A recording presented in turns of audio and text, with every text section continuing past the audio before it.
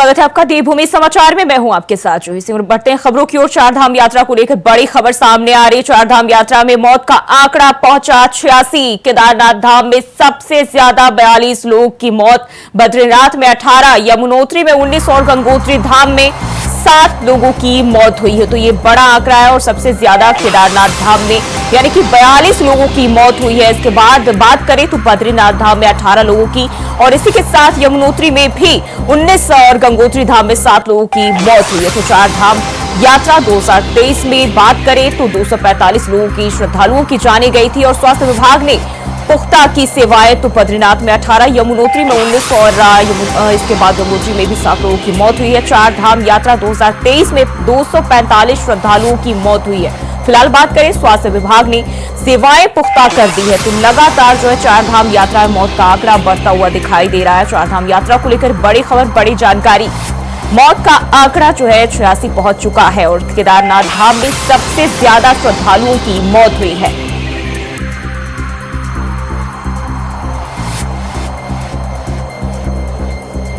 तो चारधाम यात्रा को लेकर ये बड़ी जानकारी। केदारनाथ में 42 लोगों की मौत हुई है और बद्रीनाथ में 18, यमुनोत्री में 19 और गंगोत्री धाम में 7 लोगों की मौत हुई है। हालांकि पिछले साल यानी 2023 की बात करें तो 245 श्रद्धालुओं की मौत हुई थी और अभी भी इस बार भी जो है श्रद्धालुओं की मौत का आंकड़ा बढ़ता ही जा रहा है।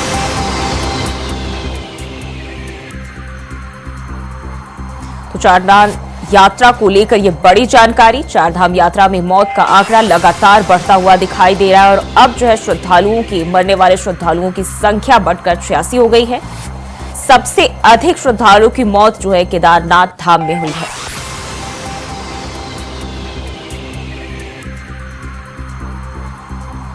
तो चारधाम यात्रा में मौत का आंकड़ा 86 पहुंच चुका है।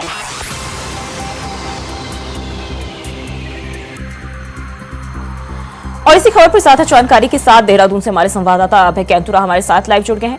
अभय, जिस तरीके से लगातार देखा जा रहा है चारधाम यात्रा में श्रद्धालुओं की मौत का आंकड़ा जो है बढ़ता ही जा रहा है, क्या वजह है, क्यों कमी नहीं हो रही? क्योंकि सरकार भी लगातार कोशिशें कर रही है। देखिए, सरकार और स्वास्थ्य विभाग दोनों अपने हर स्तर पर यहाँ पर प्रयासरत है कि चारों धामों में आने वाले श्रद्धालुओं का स्वास्थ्य बेहतर हो सके, उनकी यात्रा निर्विघ्न रूप से संपन्न यहाँ पर हो सके। लेकिन जिस प्रकार से मौत का आंकड़ा लगातार बढ़ रहा है वो सरकार और विभाग दोनों के लिए बड़ा चिंता का विषय यहाँ पर कहा जा सकता है। अब तक ये कह सकते हैं कि जो 10 मई से चारधाम यात्रा शुरू हुई थी उसमें 86 लोगों की मौत अब तक यहाँ पर हो चुकी है। सबसे ज्यादा चिंता का विषय यह है कि केदारनाथ धाम में ये मौत का जो आंकड़ा वो लगातार बढ़ता हुआ नजर आ रहा है। केदारनाथ धाम में अब तक 42 मौतें यहाँ पर श्रद्धालुओं की यहाँ पर हो चुकी है और ये आंकड़ा दिन ब दिन यहाँ पर लगातार बढ़ रहा है। अभी तक की अगर हम बात करें तो पिछले साल 2023 की जो चारधाम यात्रा रही है उसमें 245 श्रद्धालुओं की अकाल मृत्यु चारधाम यात्रा के दौरान यहाँ पर हुई थी और तब भी सरकार के लिए बड़ा चिंता का विषय था। सरकार की तरफ से लगातार यही प्रयास किए जा रहे थे कि जो श्रद्धालु यहाँ पर आ रहे हैं उनकी जो हेल्थ स्क्रीनिंग है वो लगातार यहाँ पर हो सके, उनकी जो मेडिकल हिस्ट्री है उसके आधार पर उनको आगे यात्रा करने दिया जा सके। लेकिन जिस तरीके से श्रद्धालुओं का भारी सैलाब यहाँ पर उमड़ा हुआ है, ऐसे में समझा जा सकता है कि हर यात्री की जो स्क्रीनिंग है वो करना विभाग के लिए संभव नहीं लग पा रहा है। और कुछ ऐसे यात्री यहाँ पर हैं जो अपने रिस्क पर आगे यात्रा करने के लिए पूरी तरह से तैयार हैं, जिनकी तरफ से बाकायदा जो फॉर्म होता है जिसमें फॉर्म कहा जा सकता है उसको भरने का काम यहाँ पर किया जा रहा है। और कहा जा रहा है कि अगर इस यात्रा के दौरान उनको कुछ भी होता है, उनको हेल्थ संबंधित कोई भी परेशानी होती है तो उसके लिए वो स्वयं जिम्मेदार होंगे, क्योंकि विभाग की तरफ से उनको यात्रा ना करने की सलाह यहाँ पर दी गई है। लगातार डॉक्टर्स की जो चेकिंग टीम है वहाँ पर काम कर रही है, उसमें उनको यात्रा ना करने के लिए कहा जा रहा है। लेकिन जिस प्रकार से ये कह सकते हैं कि आस्था के चलते जो श्रद्धालुओं का जो भक्ति है, जो सैलाब है वो लगातार वहाँ बढ़ रहा है और यही वो सैलाब है जो कह सकते हैं कि जो यात्री यहाँ पर आ रहे हैं उनकी जो छोटी छोटी जो असावधानियाँ हैं वो उनके लिए बड़ी मुसीबत बन रही है और उनके जीवन पर भारी पड़ती हुई नजर आ रही है। विभाग की तरफ से ये कह सकते हैं कि स्वास्थ्य विभाग ने पूरी तरीके से अब चारधाम यात्रा में आने वाले हर यात्री के लिए जिनकी उम्र 50 वर्ष या 50 वर्ष से ऊपर हो चुकी है उनकी हेल्थ स्क्रीनिंग कराना जरूरी यहाँ पर कर दिया गया है, और ताकि किसी भी प्रकार से कोई भी ऐसी स्वास्थ्य संबंधी परेशानी उन यात्रियों को आगे ना झेलनी पड़े, जिसके चलते वो और परेशान वहाँ पर हो सके। लेकिन जिस तरीके से लोग अपने मेडिकल हिस्ट्री को छुपाकर यात्रा पर जाने का काम वहाँ पर कर रहे हैं, और यही वो छोटी लापरवाहियाँ हैं, यही वो असावधानियाँ हैं जो उनके जीवन पर भारी पड़ती हुई नजर आ रही है। केदारनाथ धाम में 42 मौतें हो चुकी है, बद्रीनाथ धाम में 18 मौतें हो चुकी है, यमुनोत्री धाम में 17 मौतें हो चुकी है, और यही कह सकते हैं गंगोत्री धाम में 12 मौतें यहाँ पर हो चुकी है। और जिस प्रकार से मौत का आंकड़ा ये बढ़ रहा है, वैसे में कह सकते हैं कि अभी यात्रा को शुरू हुए मात्र 1 महीना भी पूरा नहीं हुआ है, और आंकड़ा 46 को क्रॉस कर चुका है, 86 मौतें यहाँ पर हो चुकी है। तो ऐसे में समझा जा सकता है कि अगर लोग इसी प्रकार से सावधानी यहाँ पर बरतने का काम यहाँ पर करेंगे, अपनी जो मेडिकल हिस्ट्री है उसे छुपाने का काम यहाँ पर करेंगे, तो फिर ये आंकड़ा और बढ़ सकता है। विभाग की तरफ से लगातार प्रयास किए जा रहे हैं, कोशिश यही है कि हर यात्री की लेकिन अगर जिस तरीके से बात करें तो रोजाना भारी तादाद में लोग चारों धामों पर पहुंच रहे हैं, और ऐसा नहीं है कि किसी भी एक धाम पर जो है मौत की खबर ना आई हो। लगातार जो चारों धामों में संख्याएं बढ़ती जा रही, लापरवाही कहां रह जा रही है?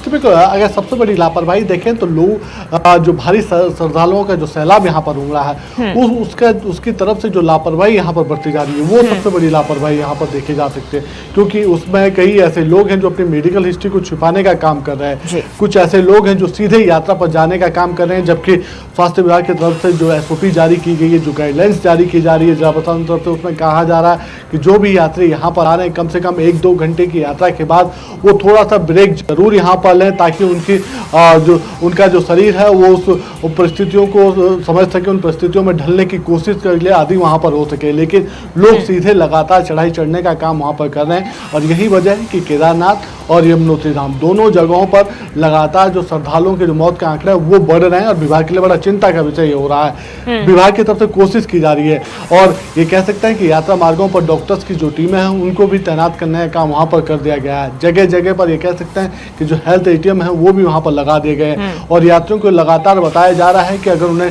स्वास्थ्य से संबंधी कोई भी परेशानी नजर आ रही है तो वो डॉक्टर से कंसल्ट जरूर वहाँ पर करें। डॉक्टर जी बिल्कुल, अब है बने रहिए हमारे साथ, आगे भी आपका रुख करेंगे। तो चारधाम यात्रा में मौत का आंकड़ा जो है 86 पहुंच चुका है, और अलग अलग चारों धामों में जो है ये आंकड़े लगातार बढ़ते हुए दिखाई दे रहे हैं। लेकिन सबसे अधिक 42 श्रद्धालुओं की मौत केदारनाथ धाम में हुई है।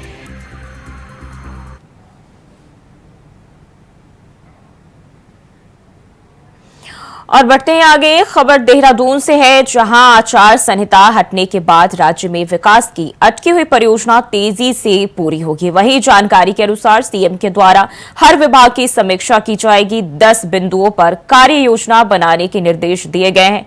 हरिद्वार, देहरादून, उधम सिंह नगर और नैनीताल जिले की अलग अलग समीक्षा की जाएगी।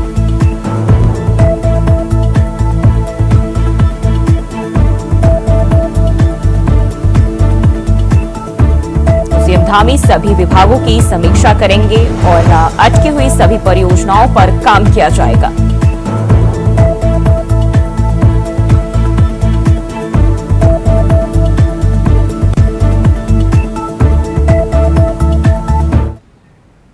और कर लेते हैं अगली खबर की ओर। खबर देहरादून से है, जहां प्रदेश में लोकसभा चुनाव की आचार संहिता निष्प्रभावी हो गई है, जिसके बाद राज्य में तेजी से विकास के कार्य होंगे।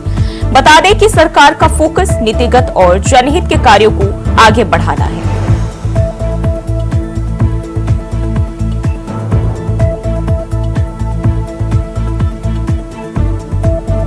तो आचार संहिता हटते ही सीएम धामी एक्शन मोड में। और वहीं देहरादून से एक बड़ी खबर सामने आ रही। दिव्यांग सलाहकार बोर्ड में 3 विधायक हुए नामित। बीजेपी के 3 विधायक हुए नामित। विधानसभा अध्यक्ष ने विधायकों को किया नामित। रुद्रप्रयाग से भरत चौधरी को नामित किया गया। देहरादून से कैंट सविता कपूर को नामित किया गया है। लाल कुआं से मोहन बिष्ट को नामित किया गया है। तो देहरादून से ये बड़ी खबर सामने आ रही। 3 विधायकों को नामित किया गया है। दिव्यांग सलाहकार बोर्ड में 3 विधायक नामित हुए हैं। लाल कुआं से मोहन बिष्ट और देहरादून कैंट से सविता कपूर और रुद्रप्रयाग से भरत चौधरी को नामित किया गया है।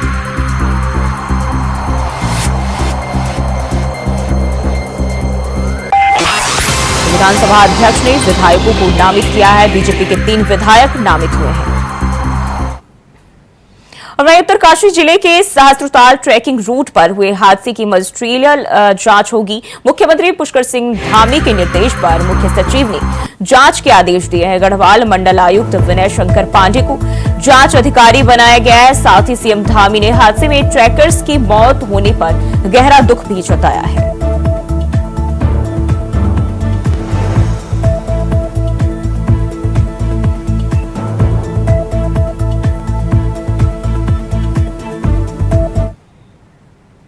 और देहरादून से एक और बड़ी खबर सामने आ रही। परिवहन निगम की बड़ी चिंता। प्रदेश की पुरानी बसों को दिल्ली में नहीं मिलेगी एंट्री। 1 अक्टूबर से दिल्ली में नहीं मिलेगी एंट्री। इलेक्ट्रिक या सीएनजी की बसों को ही मिलेगी एंट्री। 120 नई बसों की खरीद को किया तेज। तो ये बड़ी जानकारी। देहरादून से 120 नई बसों की खरीद को तेज किया जा रहा है और अब इलेक्ट्रिक या सीएनजी बसों को ही दिल्ली में एंट्री मिलेगी। तो 1 अक्टूबर से राजधानी दिल्ली में जो है बसों को एंट्री नहीं मिलेगी, पुरानी बसों को एंट्री नहीं मिलेगी। तो परिवहन निगम की बड़ी चिंता यहां बढ़ती हुई दिखाई दे रही है। देहरादून से खबर सामने आ रही है और प्रदेश की पुरानी बसों को दिल्ली में एंट्री नहीं मिलेगी। 1 अक्टूबर से इसे लागू किया जाएगा। तो दिल्ली में 1 अक्टूबर से इलेक्ट्रिक या सीएनजी की बसों को ही एंट्री मिलेगी।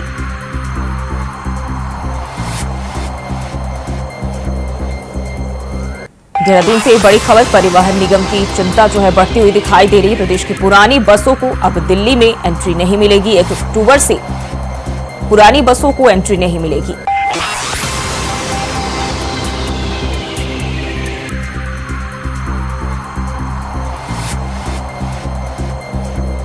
इलेक्ट्रिक या सीएनजी की बसों को ही एंट्री मिल पाएगी। इसी के साथ बात करें तो 120 नई बसों की खरीद को तेज किया जा रहा है।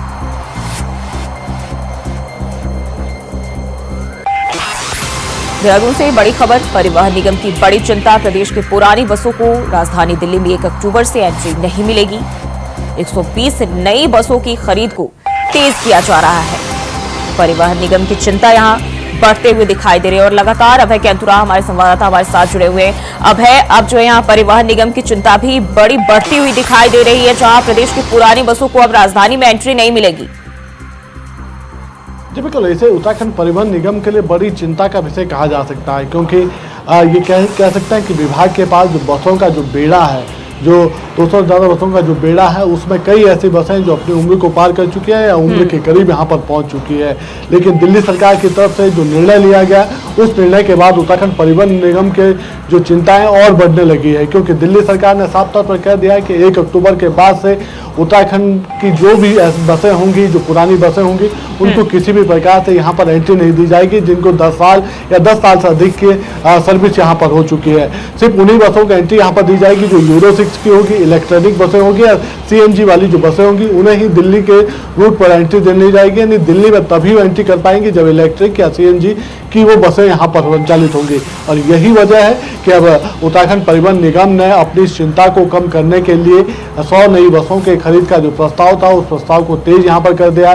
शासन की अनुमति लेने के प्रक्रिया शुरू हो चुकी है ताकि जल्द से जल्द नई बसों का बेड़ा परिवहन निगम के पास आ सके और उत्तराखंड से दिल्ली के लिए जो बसें हैं वो इलेक्ट्रॉनिक या सीएनजी की बसें संचालित की जा सके। अभी वर्तमान में कहा जा सकता है कि उत्तराखंड की लगभग 100 से 150 ऐसी बसें जो पहाड़ों से सीधे दिल्ली संचालित होती है, दिल्ली के लिए रूट पर जाती हैं। और यहाँ पर इन बसों की जो है उम्र हो चुकी है, पेट्रोल और डीजल वाली जो बस है, इनकी उम्र यहाँ पर पूरी हो चुकी है और उनको लगातार परिवहन निगम की तरफ से आगे बढ़ाने का काम यहाँ पर किया जा रहा है। लेकिन अब दिल्ली सरकार ने अल्टीमेटम यहाँ पर दे दिया कि 1 अक्टूबर के बाद से सिर्फ उन्हीं बसों की एंट्री यहाँ पर मिलेगी जो सीएनजी की बसें होंगी या इलेक्ट्रिक व्हीकल जो यहाँ पर होंगे, उन्हें ही दिल्ली बॉर्डर में आने की अनुमति दी जाएगी। अगर ऐसा नहीं होगा तो फिर उन बसों को ना तो एंट्री दी जाएगी, उन्हें वापस भेजने का काम जरूर यहाँ पर किया जाएगा।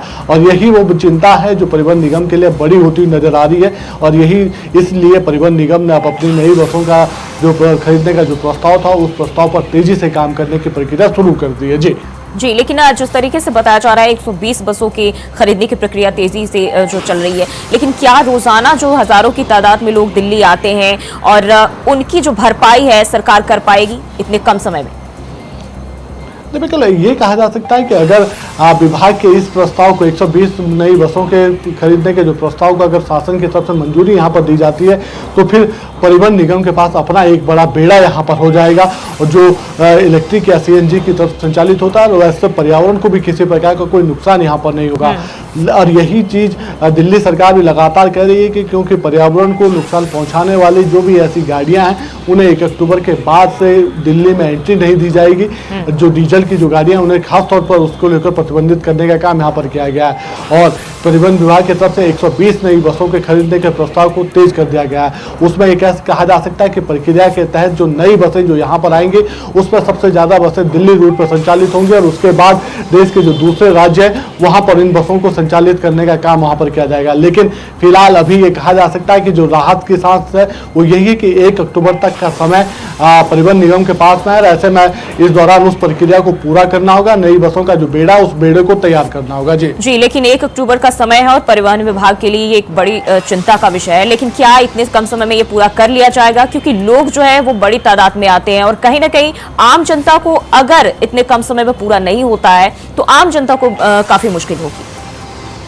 देखिए, सबसे बड़ी बात वो ये कही जा सकती है कि परिवहन निगम के पास में जो अभी तक का जो स्टाफ यहाँ पर है वो स्टाफ डीजल और पेट्रोल की गाड़ियों को संचालित करने वाला यहाँ पर है। ऐसे में अगर सीएनजी या फिर इलेक्ट्रिक व्हीकल यहाँ पर आते हैं तो फिर उनके रख रखाव के लिए, उनके मेंटेनेंस के लिए जो आवश्यकता होगी प्रशिक्षण दूसरे कारीगरों की, उसको भी यहाँ पर परिवहन निगम की तरफ से भर्ती करना होगा। यानी उस विभागीय जो ढांचा है उस ढांचे में भी नए बदलाव यहाँ पर करने होंगे, कारीगरों को यहाँ पर नए रूप से लाना होगा ताकि उन जो नई बसें यहाँ पर आएंगी इलेक्ट्रिक या सीएनजी वाली, उनका भी रखरखाव सही तरीके से किया जा सके। और ये विभाग के लिए सबसे बड़ा चुनौतीपूर्ण हो रहा है, क्योंकि एक तो विभाग के पास इतना बजट अभी उपलब्ध नहीं है कि स्वयं से उस बेड़े को, नई बसों के बेड़े को खरीद सके। दूसरा, जो अभी स्टाफ है उस स्टाफ को नई बसों के लिए भी प्रशिक्षित करने की चुनौती विभाग के सामने खड़ी है। तो ऐसे में समय जरूर विभाग के पास है, लेकिन चुनौतियां बहुत सारी है, और अब देखना यही है कि परिवहन निगम कैसे अपनी इन चुनौतियों से पार पाता है। जी अभय, बहुत बहुत शुक्रिया आपका तमाम जानकारी के लिए। तो परिवहन निगम की चिंता जो है बढ़ती हुई दिखाई दे रही है, और 1 अक्टूबर तक का समय दिल्ली सरकार की ओर से दिया गया है। बढ़ते आगे खबर देहरादून से, जहां युवकों को नौकरी के नाम पर विदेश ले जाकर बंधक बनाने का मामला सामने आया है, जिसको लेकर अब सीएम धामी ने संज्ञान लिया है। बता दें कि सीएम धामी के निर्देश पर देहरादून पुलिस इस मामले में एक्टिव मोड में आ गई है। वहीं विदेश भेजकर साइबर फ्रॉड कराने वालों के खिलाफ एसएसपी देहरादून के निर्देश पर थाना रायवाला पर अभियोग पंजीकृत किया गया है। फिलहाल भारतीय विदेश मंत्रालय, सूचना ब्यूरो यानी आईबी सहित दूसरे मुख्य एजेंसियों से संपर्क कर युवकों को छुड़ाए जाने के लिए हर संभव कोशिश की जा रही है।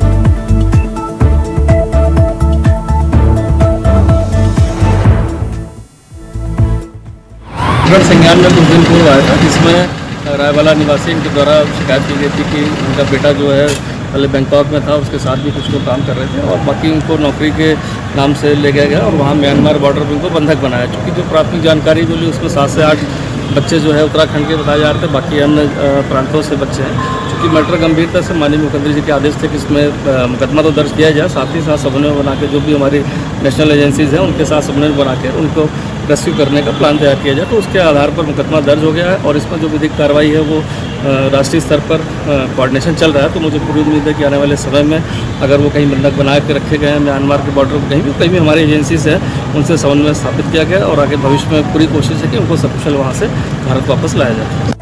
जो अभी तक जानकारी है वो 10 के करीब है, बाकी देश के विभिन्न कोनों से और भी ऐसे युवक हैं। तो अभी कितनी संख्या टोटल हो सकती है ये उतना स्पष्ट नहीं है, लेकिन हाँ एक मान के चलते हैं कि जो अभी तक प्राथमिक जानकारी है उसमें 100-125 के करीब बच्चे ऐसे हो सकते हैं। और खबर चमोली से, जहां लंगासू के पास एक गाड़ी दुर्घटनाग्रस्त हो गई। बता दें कि पुलिस चौकी गोचर ने एसडीआरएफ को सूचित किया, जिसके बाद एसआई मनमोहन सिंह के नेतृत्व में एसडीआरएफ की टीम तत्काल घटनास्थल के लिए रवाना हुई।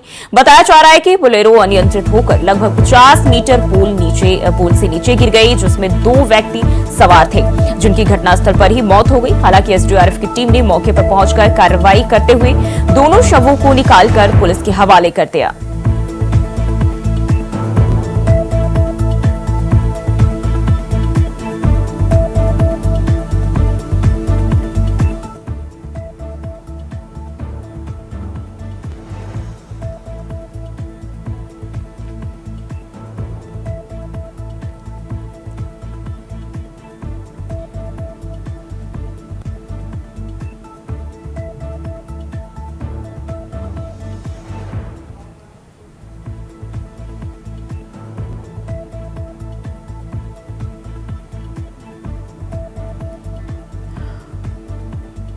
और इसी खबर पर ज्यादा जानकारी के साथ कर्णप्रयाग से दीपक शाह हमारे संवाददाता हमारे साथ जुड़ गए हैं। दीपक, क्या है पूरा मामला, क्योंकि इसमें 2 लोगों की मौत की जो है वो सूचना मिल रही है। जी जूही, जिस प्रकार से आज शुक्रवार सुबह स्थानीय लोगों द्वारा यहाँ पर कर्णप्रयाग पुलिस और गौचर पुलिस को यहाँ पर एक बुलेरो वाहन की देवली बगड़ के पास खाई में गिरने की सूचना प्राप्त हुई। ऐसे में जब कर्णप्रयाग पुलिस और एसडीआरएफ और स्थानीय डीडीआरएफ की टीम ने मौके पर पहुंचकर लगभग 50 मीटर खाई में गिरी एक बुलेरो वाहन में, जिसमें कि 2 लोग फंसे हुए थे, जिनकी की मौके पर ही मौत हो चुकी थी। ऐसे में एसडीआरएफ और पुलिस द्वारा रेस्क्यू कर काफी मशक्कत के बाद दोनों बॉडियों को यहाँ पर खाई से बाहर निकाला और कर्णप्रयाग अस्पताल में भर्ती कराया, जहाँ पर पुलिस द्वारा आगे कार्रवाई कर उनका पंचनामा भरा जा रहा है। जी, जिन 2 लोगों की मौत हुई, क्या उनके शवों की शिनाख्त हो पाई है? जी, जिस प्रकार से यहाँ पर सुबह ये घटना हुई थी तो पुलिस और स्थानीय लोगों द्वारा बताया, इनकी पुष्टि की है कि यहाँ पर जो नंदप्रयाग के पास मासो गांव है, वहाँ पर रहने वाली ये 2 व्यक्ति थे, जो कोई कल रात 9 बजे के करीब यहाँ नंदप्रयाग से लंगासू की ओर निकले थे। और फिलहाल यहाँ पर की दुर्घटना का कोई पता नहीं चल पा रहा कि किस प्रकार से ये दुर्घटना हुई है। जी, और पुलिस प्रशासन का क्या कहना है, क्या परिजनों की कोई खबर मिली है?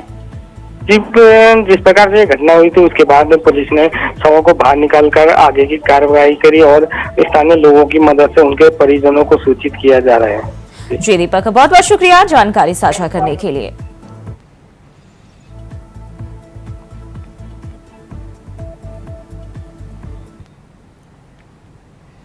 और वहीं देहरादून से एक और बड़ी खबर सामने आ रही है। प्रदेश में बढ़ सकता है बिजली संकट, बरसात के चलते घटेगा बिजली उत्पाद, उधार की बिजली भी करनी होगी वापस। तो बड़ी जानकारी देहरादून से, उधार की बिजली भी अब वापस करनी होगी और बिजली संकट जो है प्रदेश में बढ़ सकता है। 3 महीने में नदियों से बाढ़ की वजह से आता है सिलसिट और आज सिलसिट आने से घट जाता है बिजली का उत्पादन। हरियाणा की 170 मेगावाट बिजली लौटाने से बढ़ेगा संकट। तो बरसात के चलते बिजली उत्पाद जो है घटेगा और उधार की बिजली भी वापस करनी होगी। वहीं हरियाणा की 170 मेगावाट बिजली लौटाने से संकट जो है वो बढ़ता हुआ अब दिखेगा। 3 महीने में जो नदियों में बाढ़ आता है और इसकी वजह से सिल्ट जो है बढ़ जाता है और सिल्ट की वजह से ही बिजली उत्पादन में कमी आ जाती है।